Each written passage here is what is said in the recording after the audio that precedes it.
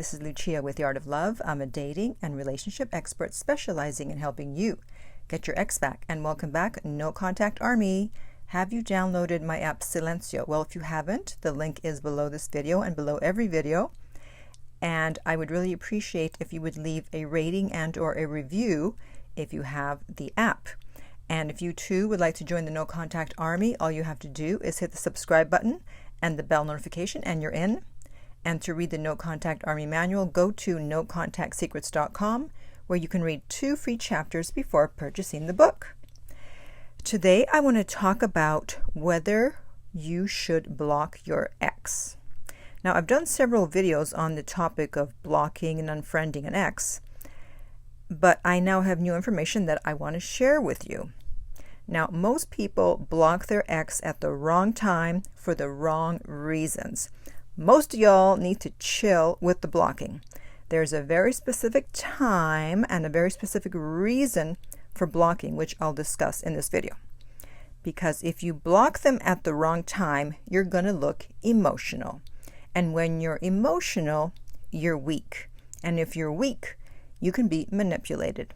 And if you can be manipulated, then they can do whatever they want and come back whenever they want.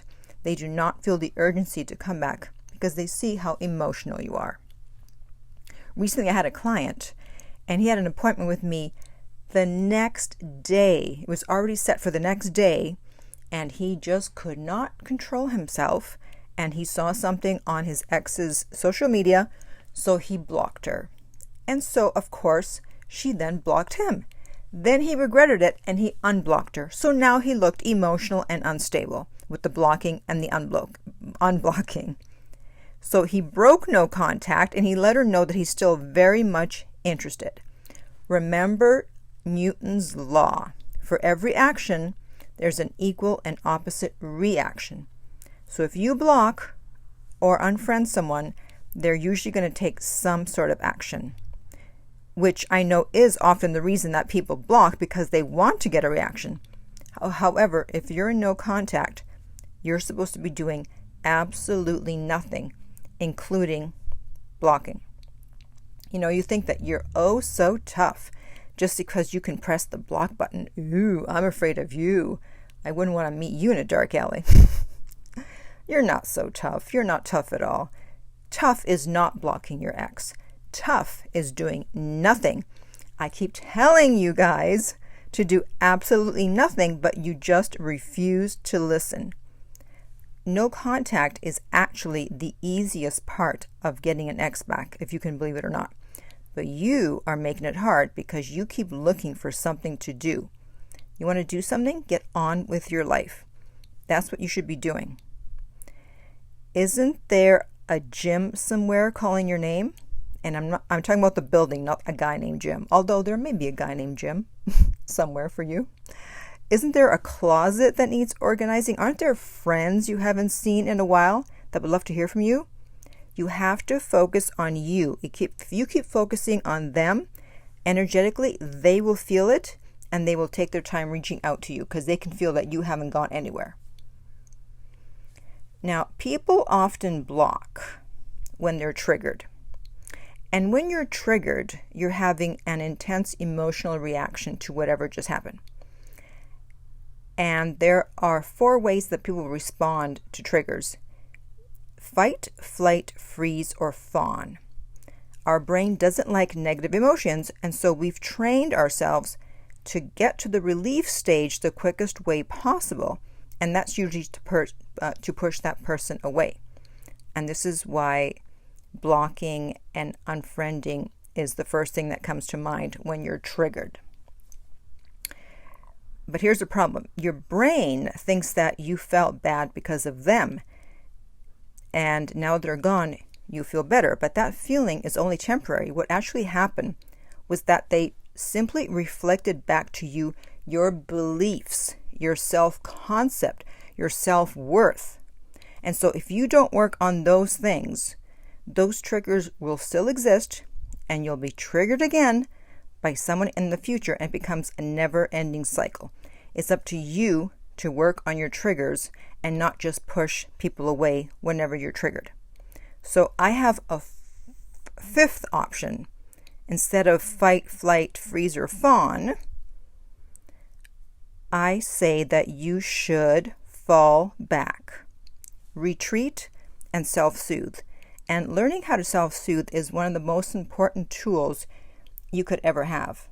You have to talk to yourself as if you were comforting a small child, because in a way you are.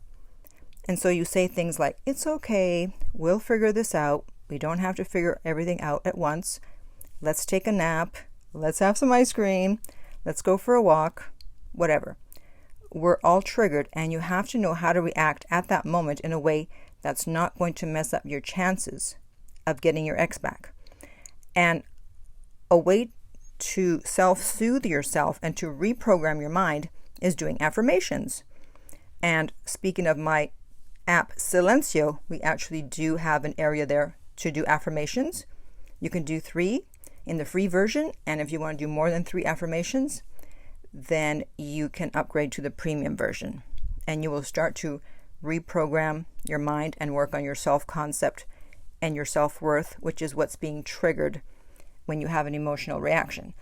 In fact, just recently I was triggered and I felt like unfriending someone, and I rarely unfriend or block anyone. But luckily I've learned to control myself, because I've seen that when I don't like the results. But it was interesting to observe my thoughts that were going all over the place at that moment. And that's just what I did. I'm like, interesting. Look at my mind going crazy, thinking this and this and this. But I knew I wasn't going to do anything. And as soon as the next day, I was glad that I didn't. I was over it.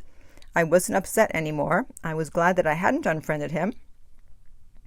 And then later on that day, someone that I'm actually more interested in than the first guy contacted me, and now I really couldn't care less about unfriending the first guy or anything. I don't want to give him the satisfaction of getting an emotional reaction out of me, which is what he would have seen it as if I had unfriended him. So the only time you should block your ex is after 60 days of no contact. So not 60 days after the breakup, unless you were no contact the whole time. And I've explained why you do it after 60 days in a previous video, and I'll put the link up here. But basically, you don't block right away because you don't want to look emotional or hurt. It's best to look indifferent. And if you're indifferent, you don't block. However, if they've been looking at your stories or posts, they've been getting a dopamine hit. And even if they miss you, it doesn't hurt as much because they still have access to you.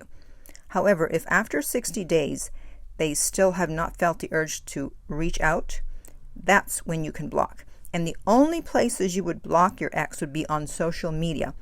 You don't want them to have access to your profile and updates. However, do not block them on other platforms such as the phone, Skype, email. I don't even know if you can block through email, or anything else, because you're not posting updates on those platforms. And of course, as usual, there are exceptions to the blocking rule, and that is, obviously it goes without saying, that you do not block your ex if you cheated on them or if you took them for granted. This does not apply to you. You're supposed to be trying to get them back. So no blocking. And for those of you who just absolutely cannot control yourselves, you can't control your anxiety, you're not yet at the point where you can self-soothe and back away from the block button, and you're going to freak out when you get triggered, then you also need to block, or you will just make things worse, okay? So comment me below and let me know, have you ever blocked an ex and what happened? Or has an ex blocked you? And how did you react to that? Did you want to block them back? And in the meantime, if you would like my help personally to get your ex back, you can contact me at theartoflove.net. The direct link is below. If this video has been helpful, please like, subscribe, and share. If you're listening to a podcast, please rate and review.